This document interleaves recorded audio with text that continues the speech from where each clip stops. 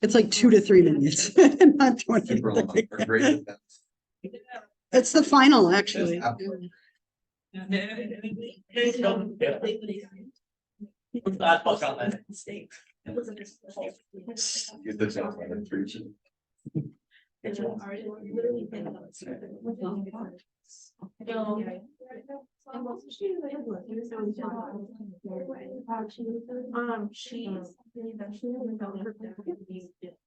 So while she was in school, he told me that he was a government manager that was in the CIA and that they had been in the and he had on this Trump.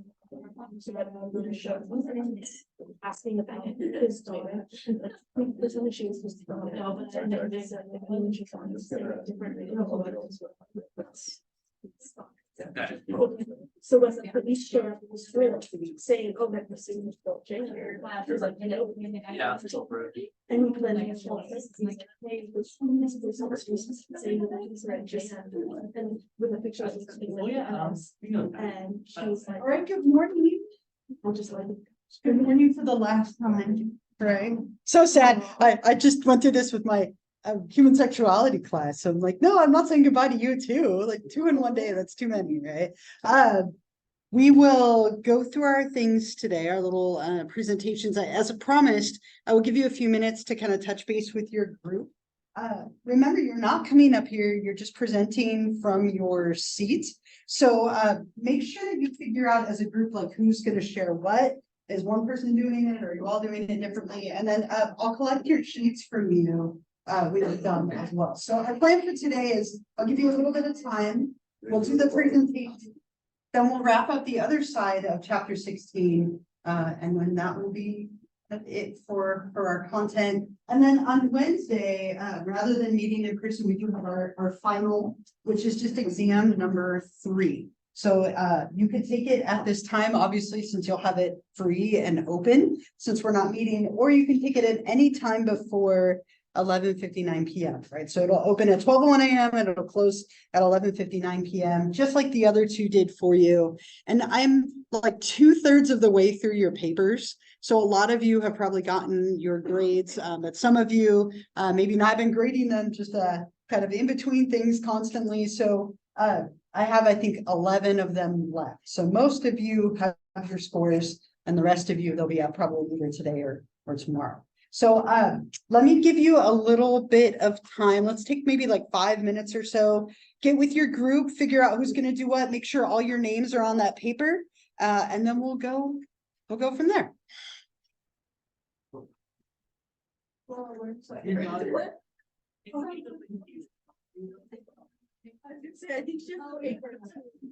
If you lost the paper, you can just put your names on another paper. Oh, you lost your group? Hopefully they're just running a minute late. You can go, you could always wait too, like just let a few groups go before. If they don't.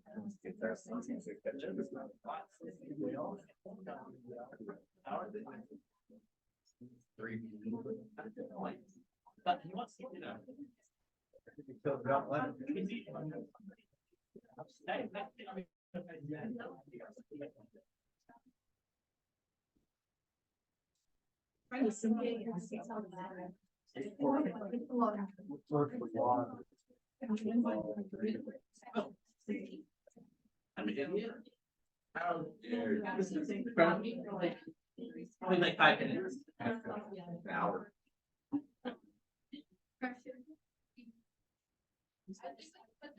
So you watch from so you're and then be like, so then should I talk for the person? This is I send you my Good point. Well, I think what she was. But they would show at these solutions. I mean, try out. I feel like we've all this. We're trying to defend being like, yeah, like it's interesting. That was one other thing, like they were really shy or and then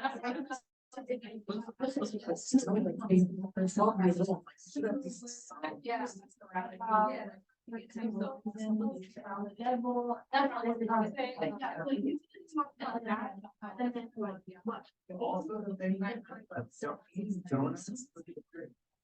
Or if you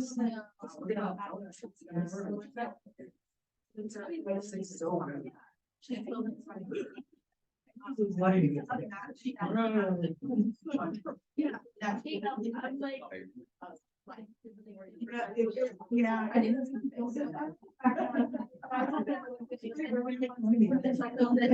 Just like and finish it off with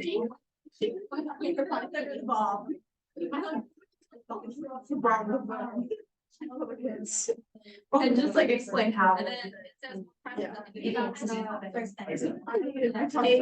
It's like 2 to 3 minutes. It's short. Just like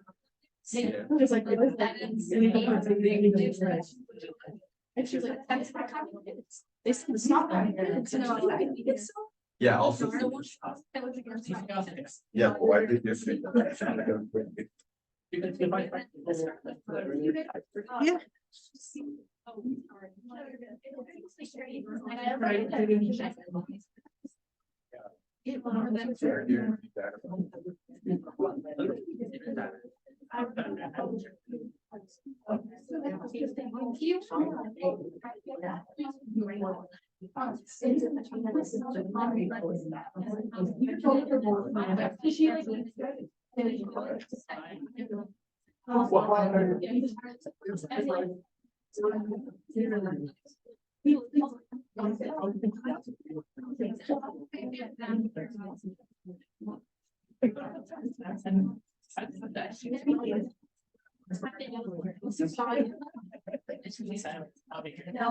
Just a couple more minutes, and then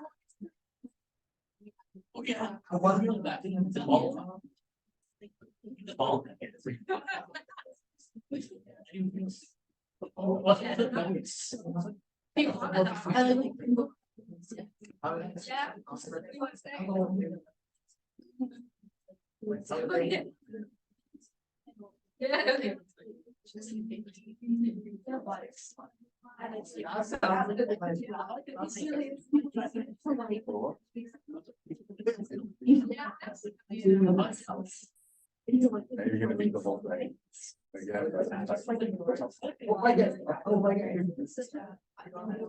However, I do have some exam on that Friday. Yes. That's what we do.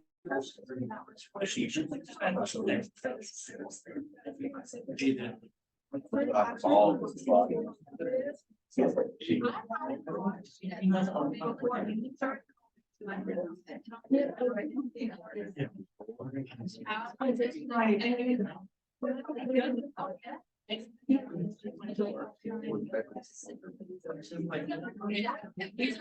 guess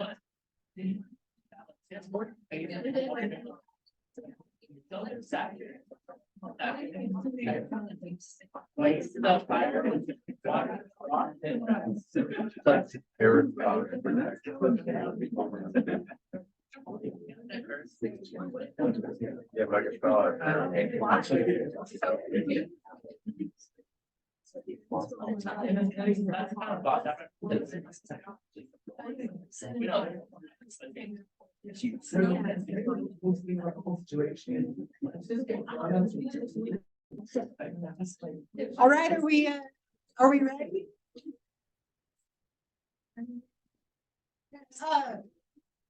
You should be happy. Sometimes I make people come up here and present like a PowerPoint. You get to sit in for a seat, so I think that's a little bit better. So we have 7 different cases to look at. Does anyone want to go first? Get it out of the way.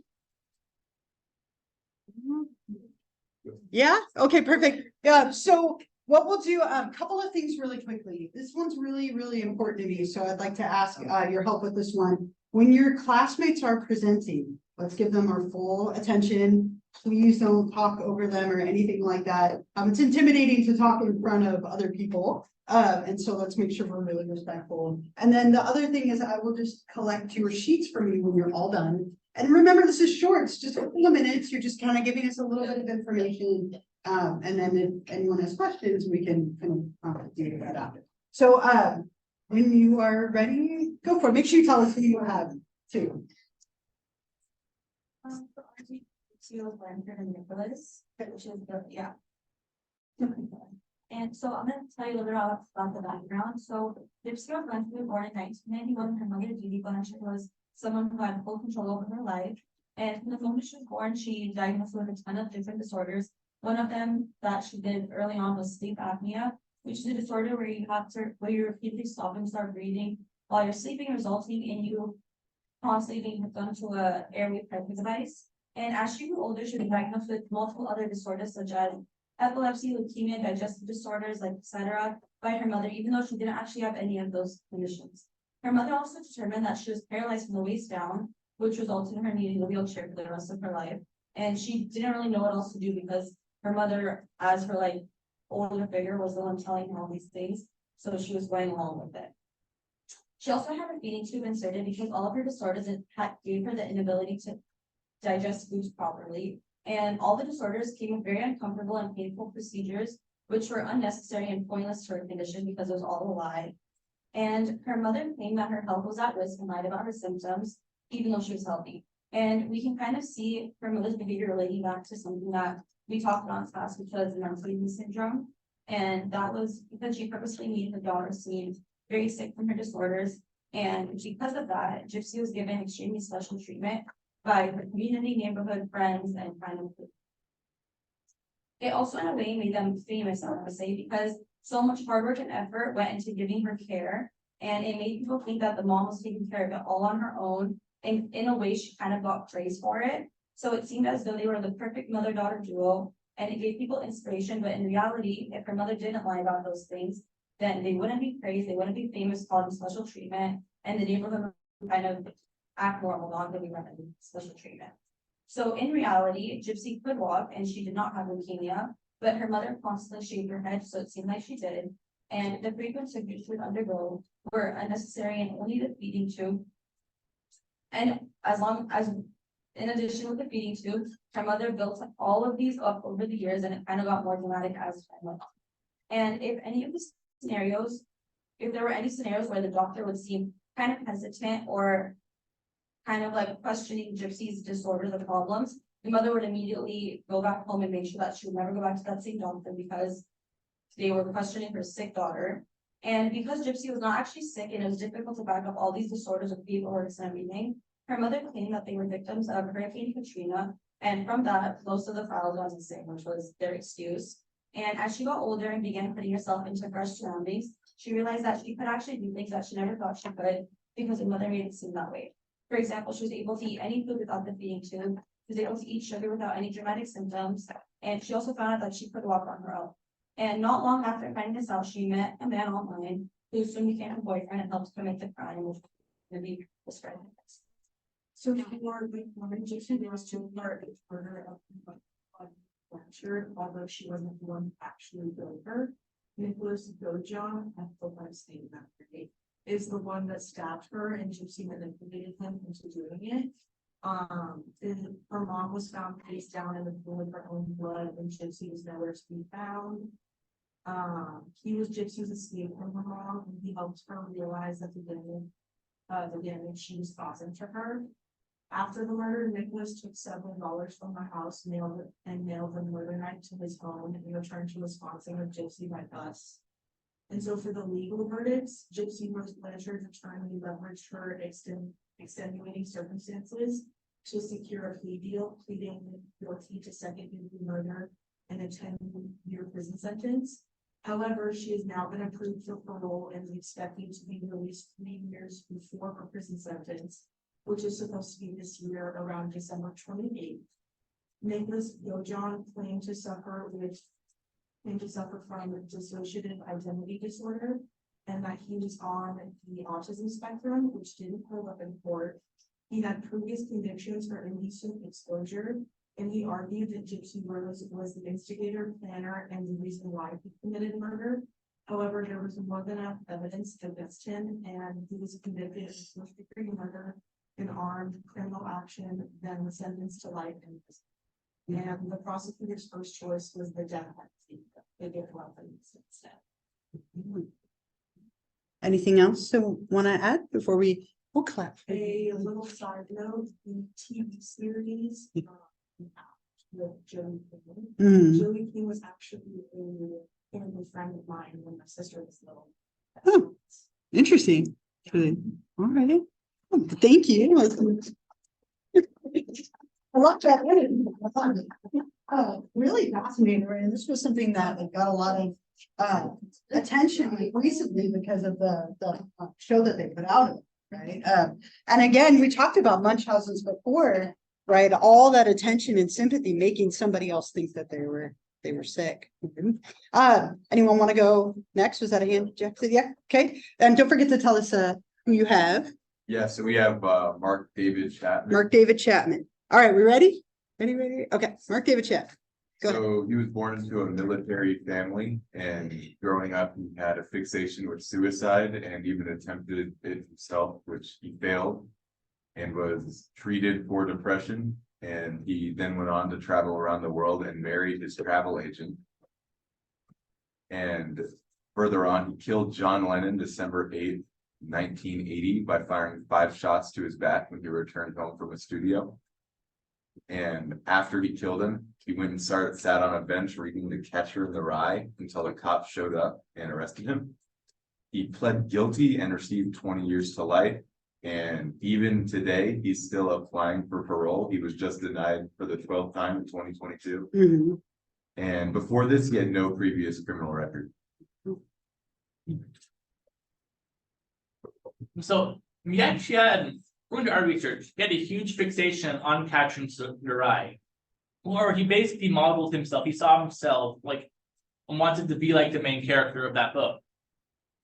And then after he killed John Lennon, I think the thing he said, another thing we found, was that he wanted to advertise the book, advertise Catherine Rai by committing that murder, by killing John Lennon. And he also ended up siding the prosecution over the defense in his case. Because the defense wanted to give him a deal of insanity. He wanted to do that. Because he thought the psychiatrists were hired to analyze him. He thought they were hired just to declare him insane, which I guess he didn't like. He also targeted Lennon's, and mostly because of his rich lifestyle. Combined with, he was the guy who said the Beatles are more famous than Jesus Christ. He was the one who said that line, which really rubbed Chapman the wrong way. And he did not kill for the fame. According to him, he didn't kill for publicity or anything. And he also had another hit list of just people that were famous that he wanted to kill. He only chose Lennon because he was the easiest one to target, in his words. That's it. Anything else, Dad? Not that you needed to, but just checking. Okay, great. Thank you. Right, and sitting there reading the story and the thoughts behind it, just really abnormal. So we have insanity as part of 2 cases, but nobody who has really gotten it yet, right? Anyone want to go? Oh, that's fine. Do you want to go next? Okay. Jeff Donner. Okay. So I have the early good parts. He was one of the 2 sons. Father was a chemistry student, worked as a mom was hypochondriac, suffered from depression, demanded constant attention, spent a lot of time in bed. Jeff was neglected as a child. His parents fought a lot. He had a small number of friends. And then in his early years, he became obsessed with bones. His dad discovered a dead animal under the house and removed it, and then Jeffrey was thrilled with the bones and there's a lot of stuff about him bleaching bones and catching animals and being obsessed with what's inside them. And then high school was really socially awkward. He started drinking. When he reached puberty, he discovered he was gay and kept that a secret. He didn't tell his parents. And then he started fantasizing about controlling a submissive male partner. And he was really, really lonely. His parents eventually divorced, abandoned him. Dad moved out, and then mom left, and they didn't really talk to each other. They just left him. And then eventually he killed his first victim 3 weeks after high school, a hitchhiker. He defended. And for his early crimes, so between the years 1978 and 1991, he killed and dismembered 17 males in between all that time. And the way he selected his victims was he tried to choose people that weren't completely innocent and like were people that committed small crimes such as like theft or some violent crimes, but weren't the best of people. So I don't know if that was like a guilty thing that he did, but he lured them by promising them money or sex or just things that they want. And then when he'd get them to his house, he'd strangle them. And when he killed them, he kept the bodies and he would use them as souvenirs. He'd take pictures. He'd like spend time with them. He would use them for sexual things too. And yeah, after a few weeks after he graduated high school, he killed an 18-year-old. So around the same age as him, and the way he killed him was he got him drunk and he forced him to stay at his house, and then he strangled him with a barbell in his parents' home. And from there he wanted to start keeping the bodies in plastic bags and would just store them in freezers or fridges and then take pictures and do as he pleased with them. So after his first victim, he killed his second victim and he picked him up from a bar and took him back to a hotel room. And he woke up with his beaten dead body, but then he later revealed that he had no recollection of murdering him. So he was so under the influence that he didn't even remember doing that. And then after his second victim, his killings occurred kind of sporadically. He had one in 1988, one in 1989, and 4 in 1990. He continued to lure men who would then drug, rape, and strangle. And like she said, he would use the bodies for intercourse, take pictures of the dismemberment process, and preserve some of their body parts for display or even consumption. And also during that time, he was arrested for an incident at his job where he drugged and sexually assaulted a 13-year-old boy. And he was sentenced to 5 years probation and 1 year at work release camp, and then he was required to register as a sex offender. And then in July of 1991, he lured a man by the name of Tracy Edwards into his home and forced him into the bedroom with a butcher knife. And he ended up escaping, and he got to the streets where he flagged down a police car. And then ultimately the police came to Jeffrey's house, and that's where they found him quickly from his apartment and murdered him. So it was pleaded guilty, not guilty by reason of insanity, was rejected. The jury found Jeffrey's guilty and the forensic anthropologist also believed he was able to differentiate right to mom. His crime was calculated and not impulsive. We all concluded that he was sane and had full control of his actions, but he definitely had different personality disorders. And then he eventually pleaded guilty to the charges. He was sentenced to 16 consecutive lifetime imprisonment, which is equal to 931 years. But he only served 3 years before his trial. He was actually a year away from getting his entire 3-year enlistment in the Army, but he was honored and discharged for the national team. One, because his appearance his consistent fulfillment paired his limited consciousness social, and then also have to post websites. So it's a context where he was says that he was legally insane.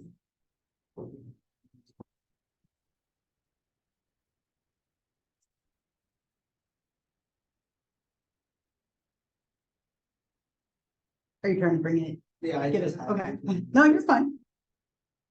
Dealing with the Wi-Fi in the room.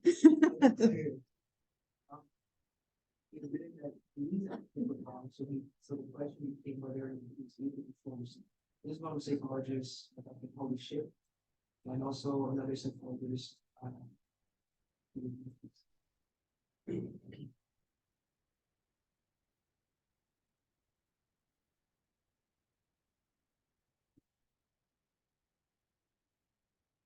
Dr. Fred and Brown said, if this isn't mental illness, from my point of view, I don't know what is.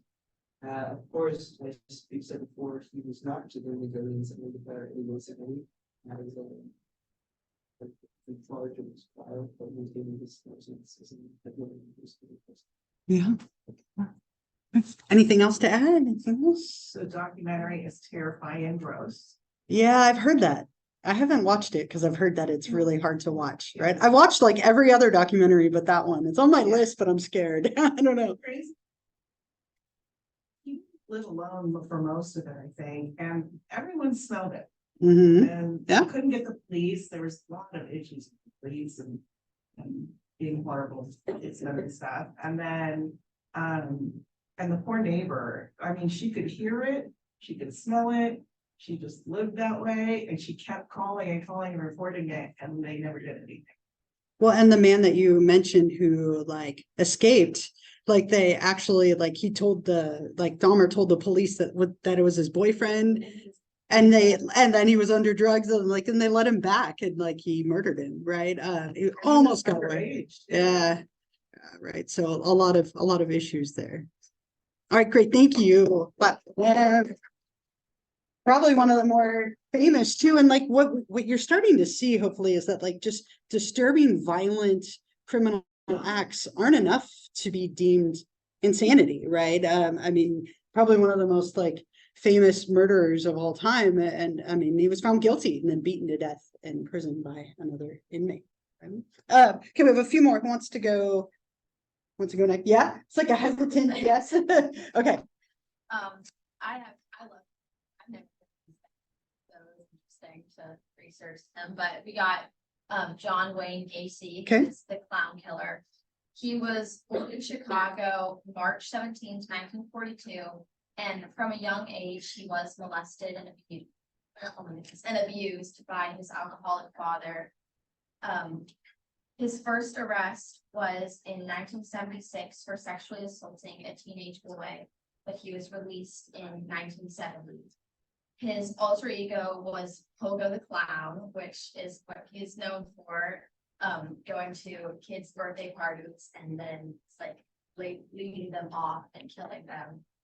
And for a while, he worked at a mortuary, and later said that he was aroused by the naked male corpses. His first murder was 1972. When he kidnapped a 16-year-old Timothy Jack McCoy from a bus station and then led him to his house and stabbed him to death. The majority of his murders happened after his second divorce in 1976, and he referred to 1976 and through 1978 as his cruising years because that was when he committed the most of his murders. Gacy was arrested in December 21st, 1978. And they found all of the bodies under the crawl space of his house. He was charged with 33 counts of murder of boys ranging from the ages of 14 to 21, and one count of sexual assault, one of indecent liberties with a child, and one of aggravated kidnapping. The defense tried to plead insanity, but a psychologist said they wouldn't be able to keep him in a hospital forever, which helped sway the jury because they didn't want him to eventually get let out. And the jury deliberated for under 2 hours before returning with a guilty verdict. And the next day they voted on the death penalty for him. He was on death row for over 12 years, but died May 10th, 1994 at 1 a.m. by lethal injection. And his last meal was a bucket of KFC, fries, deep fried shrimp, fresh strawberries, and Diet Coke. And his last words were "kiss my ass." Mhm. Love it, right? Love the little like random information. I love that. Right? Have to finish with the Diet Coke, I suppose, too, right? Anything else? No. Okay, all right, let's clap for you. Right, it's interesting, he's so well known for like the clown element of it, but you know, that was like his side job, right? It didn't have anything to do with like the murders necessarily, but 33 counts, right? You know, that's a lot of people. All right, we have a few more. Who's next? Yep, okay. All right. Get it over with. It's nice to just get it done. All right. Okay. She stayed her entire life. When she was younger, she was a really good kid. She got good grades. She was valedictorian, captain of her swim team. But around this time, she was also diagnosed with depression, eating disorder, and she became very suicidal. Stupid what I want to do. Oh my gosh, I typed in my password wrong. Like pressure right now. No pressure. There's no pressure. Everyone can stare at her prison picture of her. Oh, yeah. I'm fine. Okay. So Andrea Yates dealt with postpartum psychosis, major depressive episodes, auditory and visual hallucinations, and paranoid delusions. Miss Yates told none of her psychotic ideas to her family or psychiatrist because she believed that Satan would use that information against her. One of her prevalent delusions was that the devil had a hold on her and her children, and that the only way to save their souls from an eternity in hell was to murder them while they were still innocent. Yates believed that her children were not developing correctly and were not righteous because of her parenting. And so she believed she had to be punished for that. She additionally had delusions that there were cameras installed in her house watching her, judging her parenting, even believing that there was a camera in her mother-in-law's eyeglasses. After drowning her 5 children, she called the police, entertaining this belief that when she was executed for their murder, the devil would be executed with her because she believed that the devil was living inside of her. And she believed that she was saving the souls of her children through murdering them. Yeah, so basically a little bit more into the crime is that after her husband left one morning to go to work, she fed breakfast to her 5 children and systematically one by one drowned each of them in the bathtub in their home, and then laid each of them out, their dead bodies, on her bed. And then she believed that in order to save the souls of her children, continuing to live was not an option, and so she believed that she had to kill them. And then also, as Jalen said, she believed that she had to be executed for their murders in order for Satan to be prevented from coming onto Earth. So originally she was convicted with a sentence of life and 40-year parole, but they actually later found that there was testimony against her that was false. Someone tried to argue that she had based her crime on an episode of Law and Order that had happened where a mother had killed her children by drowning them, and then it was later found that no such episode existed. And so using that evidence, she was found not guilty by reason of insanity and was placed in a mental institution. Anything else? Since January 2007, she's been at the same Caryville State Hospital in Texas. And she has the option every year to undergo review to see if she's like competent to leave the facility, but she opts to waive her right to do so. And her defense attorney, George Parham, still keeps in contact with her and says that she's actually quite happy in the facility and that's where she wants to be. And the defense attorney often says that she grieves for her children every day, and she makes aprons, cards, and gifts in the craft room anonymously sells them. And all of her money goes to the Yates Children Memorial Fund, which was founded by Parham and his wife in order to dedicate memory to the children. Great. All right. Thank you. That's so awful to imagine. I can't even imagine that, especially the poor husband, right? And But you know, like she was found not guilty by reason of insanity. Eventually, seems to be something that is a little bit more common among women if you look at the cases like stereotypically. But yeah, just fascinating. The whole story is terrifying and fascinating. They also said that her delusions were like spurred on by a family friend Sure. who was like who was like known for being very like out there with his like religious ideas and theories, and they became close friends, and things that he said fueled her psychosis Okay. and then led to that. Oh, wild, right? Really, I always wonder, like, if she had stopped after like 2 or 3 kids, like, Yeah. if she might have kept They that told her to stop having children Yeah. because their postpartum bonus every kid. every time. Her and her husband believed it was their their religious belief that they needed to have as many kids as possible. Yeah, So they ignored doctors and kept having kids. it's such a shame, right? Such a shame. Right, we have 2 left, I believe. Who's wants to go next? Yeah, okay, go for it.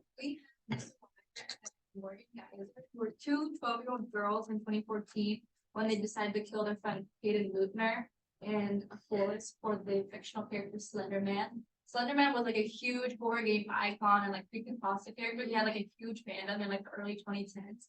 And so it's like, it's no surprise that these girls who were on the internet, it's like, were introduced to Slender Man. And so all the girls, Anissa, Morgan, and Peyton were at a sleepover, like a literally birthday sleepover, when the 2 girls decided to kill their friend 19 times in the forest. A bunch of doctors had to observe the girls over their trial because they pleaded for the insanity, and they noticed that Morgan, the one I think she's on the right, Morgan had an unwavering, unyielding belief in Slenderman and other fictional characters. And they also noted that she suffered from early stages of schizophrenia. Yeah, so they were at a sleepover and they planned to take out Peyton to the woods because like that's where the game took place. So they took her out to the woods after 19 times, and since they were younger, they didn't really know they were doing. So she actually lived, and they stabbed her, left her in the woods, and then kind of slept. So she kind of crawled, and until Class Plus found her, and then kind of just picked her up, called the cops, and took care of her. First one was charged with first-degree homicide. The second one was tried with second-degree homicide. They got the insanity plea, and they were charged in the court with attempted intentional homicide. And Anissa pleaded guilty to a lesser charge, and was found by a jury to be not guilty by taxes. Anything else to add? Thank you. It was amazing that she lived 19 times, right? But like you were saying, they're because of their age and like lack of strength, if they had been older like that, obviously wouldn't have been the case. But can't believe they were 12, right? That's just shocking. That's like my daughter's 11. I'm like, I can't even imagine that. It's terrifying right now. And to go after this and do all this to impress like a fictional character, just a state of mind to do that. Again, getting that insanity plea granted. I think we have one more, right? Yep. Do you want to go ahead and go?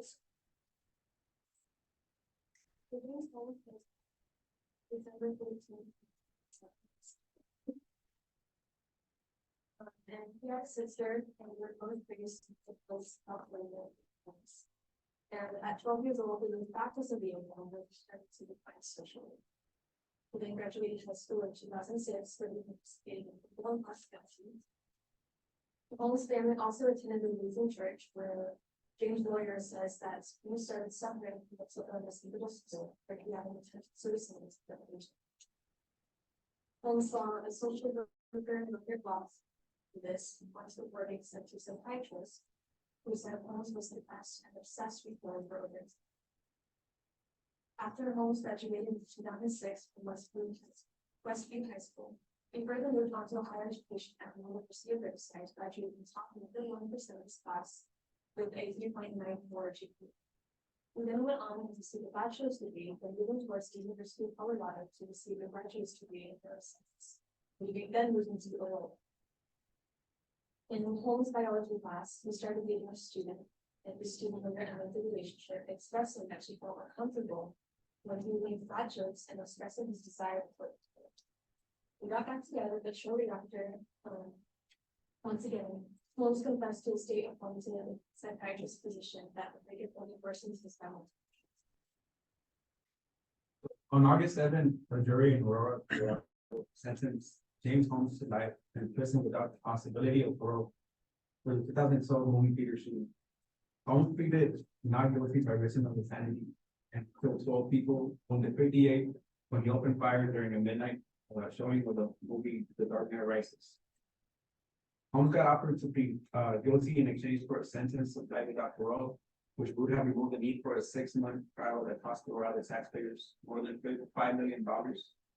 After the plea offer was rejected, Holmes pleaded not guilty by reason of insanity. All of the mental health experts agree that Holmes would not have committed this killing like mental illness, but disagree on whether he could appreciate the criminality of his conduct. The jury rejected the insanity defense and convicted him of all charges. Just William Lee, that's something that was a schizoaffective disorder, which is a severe form of schizophrenia. Reed also found that schizotypal personality was present. Psychiatrist Setmire and Reed also agreed that despite this diagnosis, Holmes knew what he was doing and was aware of the moral and legal aspects of it all, which means that he was not sane under state law. So his plea of not guilty due to his mental sanity is not help. In an interview with Holmes, he confessed that he had no plan after the shooting, and also confessed that the reason he stopped was because of them being blocked. Otherwise, he said he would have been told many others. Anything else to add? All right, thank you. You didn't miss anyone, right? Did everyone get to go? Good. So obviously we didn't get to everybody, but thank you, right, for sharing your information about all of them. I mean, I didn't give you a choice, but thank you anyway for doing that. Really, a lot of like cases and a lot of the legal proceedings in these cases are so complicated. What you see is they'll have like a trial, and then there's often another trial, and like verdicts get changed over time, especially when we have like the mentally incompetent to stand trial stuff, like what we saw with Ed Gein, who nobody picked. But a lot of cases where insanity is involved, but not a lot of cases where people actually got that verdict granted. Very difficult to get that verdict in the end. So we'll leave these folks behind and go to the other half of the chapter. But any other like comments or thoughts or questions, anything else related to them before we move on? Yeah. I guess I'm still shocked there's not more psychology going on with training teachers.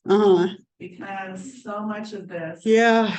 And even my son got sick, like they were letting him face the halls. Like he was on a special day left, and they were just letting him face the halls. We locked him one day, and that's what I was like, that's it. You guys are, what is going on? And even when we met, like his track teacher was like, we had no idea. Well, he was staying inside the locker room and not going out. They didn't even know he wasn't up there running. Wow.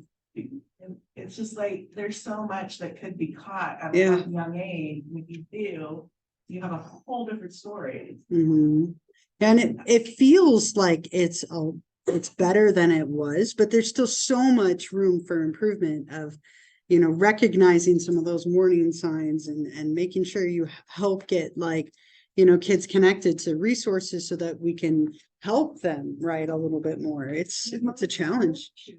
Yeah. Right. They'd be motivated. Yeah.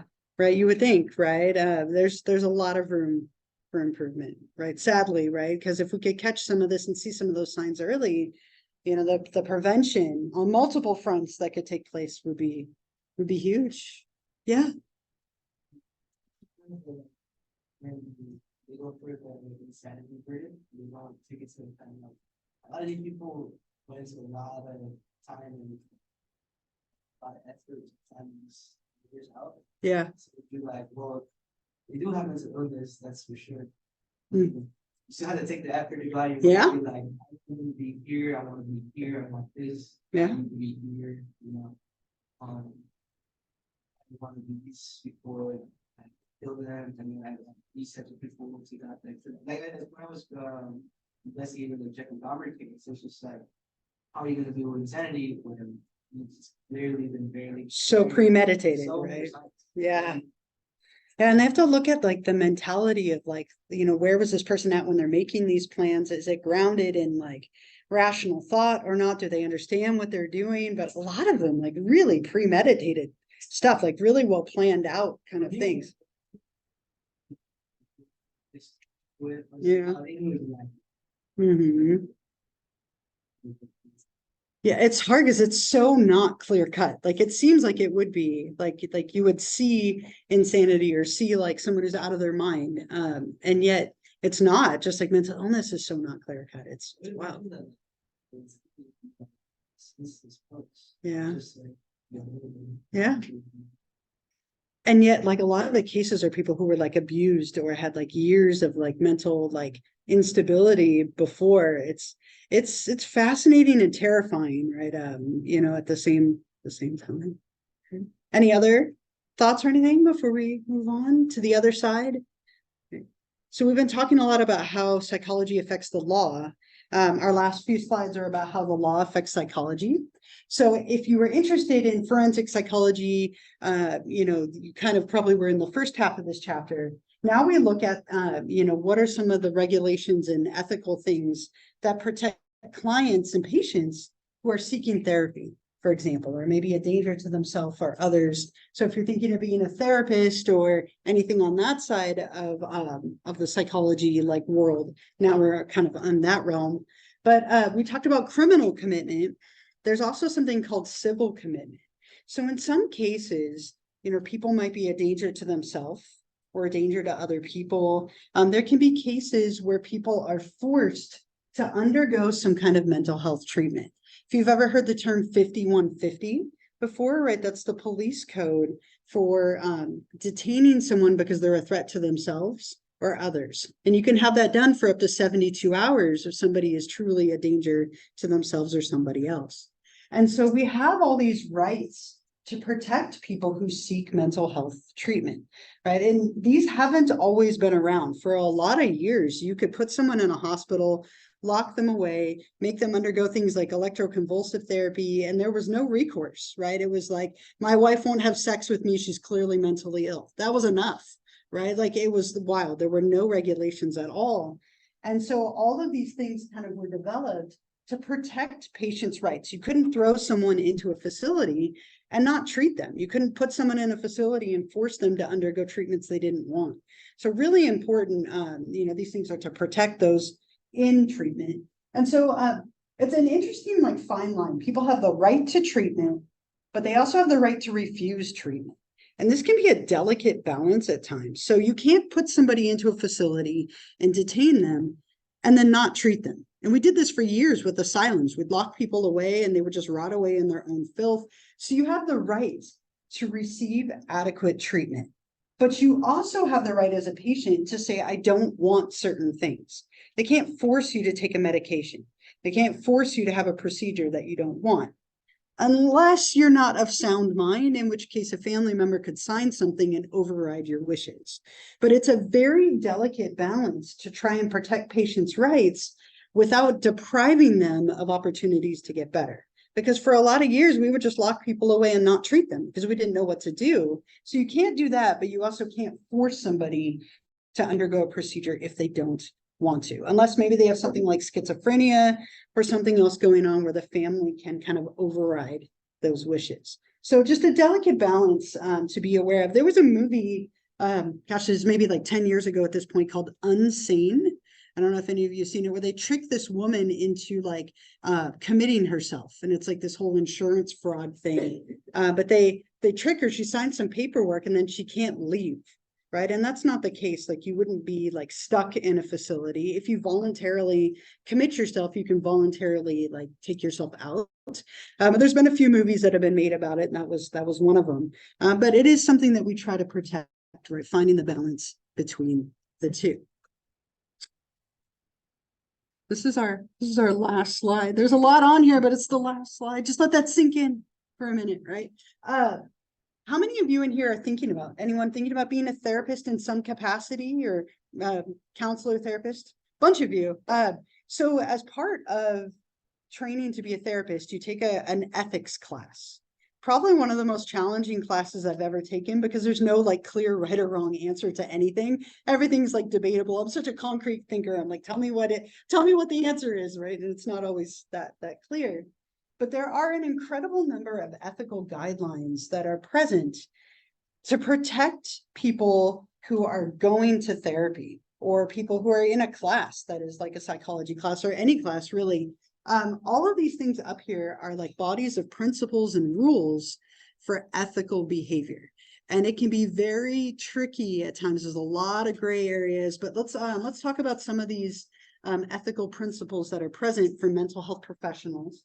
The first one seems super basic, right? But psychologists are permitted to offer advice with a few caveats, actually. So as a therapist or as a psychologist, you can give advice to your client. You can tell them what you think they should do or not do, as long as you are within your area of expertise. So if you give somebody advice and you don't actually have the knowledge to give them that advice, you could actually get into trouble for that a little bit, especially if you're not acting out of good intention. So you must always acknowledge your limitations. If you have a client come to you struggling with schizophrenia and you have no knowledge or expertise in schizophrenia, you actually should kind of refer that client to somebody who has more knowledge, or you could be doing them harm. So it's really important to acknowledge your limitations.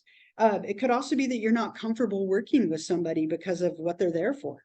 Maybe somebody's there for like pedophilia, right? For sex crimes against a child, and you can't treat them fairly or decently. You shouldn't work with them.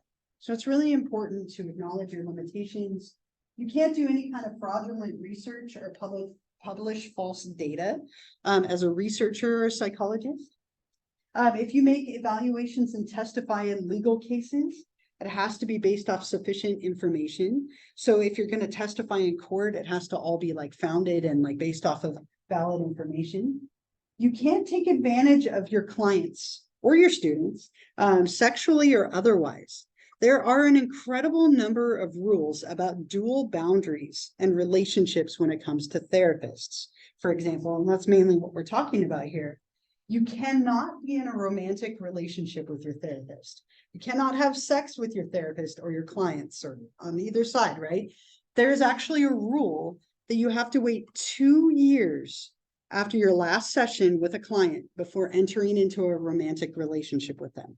So you mark your calendar, right? Like, I don't know, 2 years, right? Now, friendships are a little bit blurrier, right? There aren't any like rules against that. But if you're actively working with a therapist, there are boundaries and rules to protect you, them, and the relationship between you. There's also dual relationship rules. Like if I was a therapist, I couldn't be your therapist and your teacher. That would give me too much power, right? I couldn't have that dual power dynamic with you. And this gets really tricky in small towns. So when I was in my counseling program, I did this up at Humboldt State. Humboldt State is a very tiny community. And so you end up seeing people all the time, right? And I was working at Starbucks for a time while I was also training to be a therapist. And I had to quit Starbucks, which made me so sad because I loved working there, because I would have clients come in there who recognized me. And it created this awkward ethical situation. As a therapist, you can never initiate a hello to a client out in public, because, and that might seem odd, but it could reveal their identity and that they're going to you for therapy. So if you see your therapist out in the world and they don't say hi to you, it's actually a rule. If you say hi to them and they don't say hi back, now that could be something altogether different. So I've had this conversation with my therapist, right, many times of like, if I see you in public, she's like, I can't say hi to you. And I'm like, but if I say hi, will you say hi back? She's like, of course, right? Oh, right? Because if you say hi to them and you acknowledge them, that could reveal that they are seeing you in therapy, especially in a small town. So we'd always have this situation. It'd be so awkward. My partner and I would be at the grocery store, and we'd run into a client and I'd get all weird and all quiet and like trying to like dodge through the rest of the store. And my partner would know, right? Like you can't tell anyone anything. You have to be very careful in what you like reveal or don't reveal. And that was to me probably one of the hardest parts about being a therapist, was not being able to go home and like talk about it with my partner. Because I'm a talker, I like to talk about everything, right? And so I could give like general information, like I could be like, I had a client today who's struggling with cancer, but I can't reveal any kind of demographic that would like out that person to someone in my life. Yeah. Yes, I'm so glad you asked that. So as a therapist, you can talk to other therapists about your clients because they are also bound by confidentiality. So most therapists go to therapy to talk about their clients with another therapist. Or you have a group that you meet with that works within your practice. And I did this all the time. We would all meet and talk about our cases together because you can with other therapists, but not with random people or partners or whatnot. So it's very encouraged for therapists to go to therapy, especially when you're training to become one. Yeah, you had your Group. Totally, right? But it all stays confidential because you're all bound by confidentiality. But it's really common for that to happen. But so let's say you're in a small town and the only dentist in that town is one of your clients, right? You can't go to that dentist. You have to go to another town to see somebody, right? Because it creates these power dynamics. So you can't have situations where you have a dual power dynamic with a therapist. There are rules about gifts. You're not supposed to give therapists gifts because it creates a power dynamic. I break this one all the time. Probably a really bad client in that way. I give my therapist gifts at like every holiday and she's always like, thank you. And I'm like, I know, I'm sorry. Right? Like, I know I'm not supposed to give this to you. But like, because it could create a situation where you feel like they owe you or you owe them. It can create like odd power dynamics. I remember a client once gave me a whole plate of like cookies. And I wanted to eat them really badly, but I was also scared. I was in Humboldt. Like, I'm like, what's in these cookies? Like, it could be anything. So I put them in the staff room. I'm like, let's see what happens. Right? It's not very nice, right? Probably. But you're not allowed to accept things because it can create these strange dynamics of power with a client. Hugs.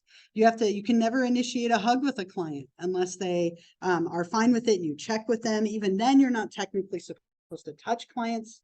There are kind of branches that involve a lot more touch.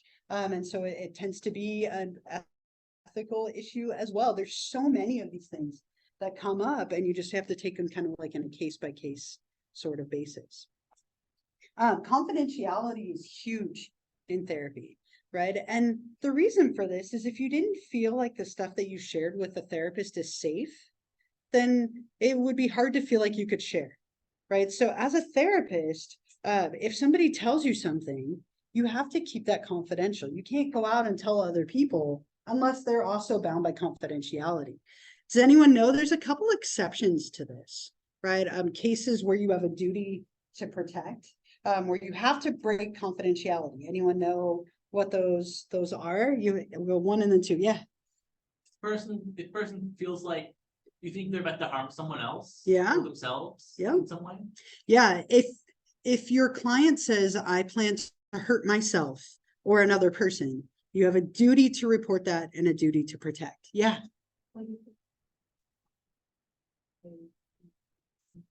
Yeah. If it's like, let's say you're coming with like depression or eating disorder, it's probably harm to themselves. And like their parents don't know if they have to. Yeah, so minors, it makes it really tricky when you have someone who's a minor. The rules get bent a little bit, especially if they're harming themselves in some way. Yeah. I know that there's like mandated reporter. Yeah. It's like if there's active abuse being Right. reported in the session, then they do have to report it to like the correct authorities because they have to try and make the abuse stop. Yeah. And teachers are mandated reporters too. Like if one of you came up and told me like, I plan to do X to myself or someone else, like I would have a duty to protect. Mandated reporters have a duty to protect, a duty to report. And so if you're a danger to yourself or others, or if there's active child or elder abuse, Those are typically the exceptions where you have a duty to report it, and you could lose your license or even go to jail if you do not do that. Yeah. If someone was raped, but they're not a minor, would you still have to report that? If it was in the past, no. So here's where it gets really messy. You could have a client come into a session and tell you that they murdered 400 people yesterday. And they're done. They have no intent to do anything else. And you legally cannot say a thing. Cannot say a single thing. You could actually go to jail for admitting that information. Now, if they came in and they said, I murdered 400 people yesterday and I plan to do it again, loophole, right? All right, you could go straight to the police and report that, right? And you would have to, right? Because they have intent to do it again. And that's where it gets really blurry, right? So if you have a client, kind of like if you went to confession and told a priest, I did all these things, they can't do anything. But if any of them were children, or if they have any intention to do it again, or you suspect they might do it again, you can kind of get around it. Like the victim coming to you, but they don't like want to tell anyone, would you have to tell? How do you mean? Like if the victim was coming to you, like explaining like, oh, she was raped by someone, but she didn't tell anyone, would you still have to tell like the authorities that she was raped, even if she didn't want to tell? That makes sense. Right? What was that? It's not doctor patient. Yeah, if it's not your client, and like it would depend on their age, like there's so many, it gets so blurry. So what there is in place, I'll share this with you. You have like the ability to consult with people at any time as a therapist. So there are numbers that you can call for like harm to self or others, or like child or elder abuse. And what you can do is call and be like, this is what I have. Do I need to do anything with it? And there are people who like specialize in this. And so as long as you've made a good faith effort to do what is the right thing, you're typically okay. Right. And so you can call and consult and be like, do I or do I not? It's when you just blatantly like don't do anything about it and you should have, that you can get into trouble. Yeah.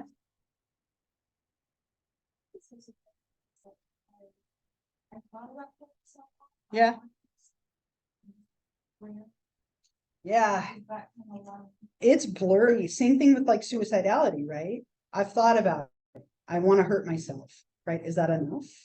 Right. And so sometimes it's up to the therapist to judge, right? And it might be that like if you tell your therapist, like I plan to harm myself, like typically if you have a plan and you have the details, like then it's enough. Right. So if you tell your therapist something vague, like, oh, I thought about hurting someone, or I thought about hurting myself, it's a big gray area. But if you're like, I went out and bought a knife, or I went out and bought a gun, and I'm thinking of hurting my neighbor, right? Now you have a specific person, you have an intent, there's like a start of a plan, that's enough, right? To these things, but it's not like I took many steps. Yeah. Like if someone like is thinking about it, like, Yeah. I don't know, I'm thinking of like all like the murderers and all like a low point. Can you see how messy this could get, right, as a therapist? So in that case, you would probably call the number and say, this is what I have, is it enough for me to report or not? And there are cases where people like, you know, a client will say like, I've thought about X, and like the therapist does nothing because they don't have enough information. And then the client does X the next day. And, you know, and again, like you just have to make your best, you know, good faith effort. But there are definitely times where this is, you know, where people don't do the right thing. If you've made the best effort that you can, you're generally okay. But yeah, it's, you know. And you do, but it's like not deemed like, then anything that therapist. Usually not in that case, right? Like, again, if they were acting out of goodwill and trying to protect, usually they're pretty safe. I won't say always. It's so tricky, right? And to think that someone could be like, I murdered 400 people and you can't say a thing about that. Like, you imagine sitting on that information?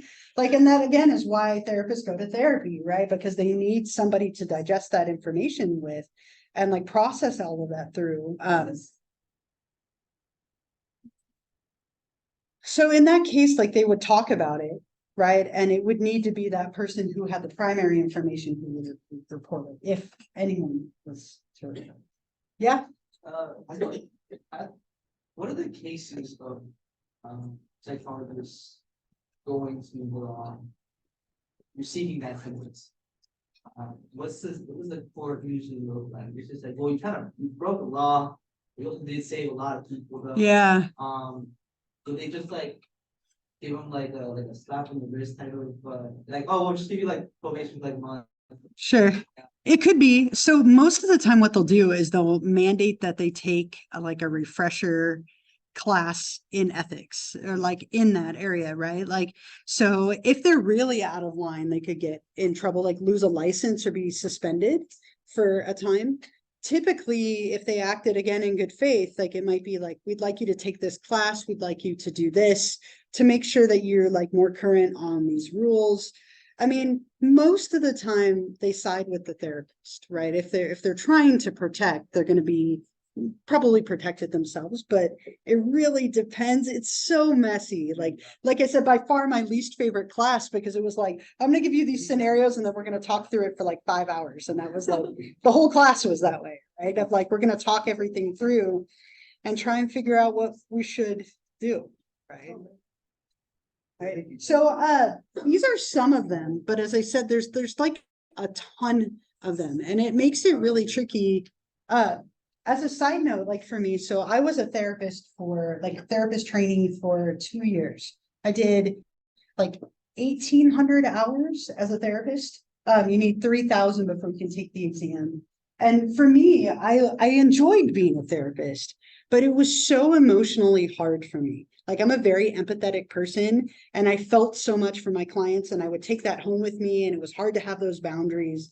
You have to have good boundaries as a therapist. You have to be able to take care of yourself and like process these things. And that's why, again, a lot of them go to therapy themselves. But I mean, the work that you can do to help someone is amazing, but it's not for everyone. It is challenging. I love teaching because I could talk about food and football and make jokes and it's fine, right? Not always appropriate in therapy, right? To do those things unless like your client's talking about football, and then I could be excited, right? But these are some of them. And then there are obviously quite a few more. Yeah. Couple of things. I have 8 minutes left to stall you before I leave. Now, just a couple of quick things really fast. So obviously don't forget about the exam, right? So that will open Wednesday. Make sure you take it on Wednesday.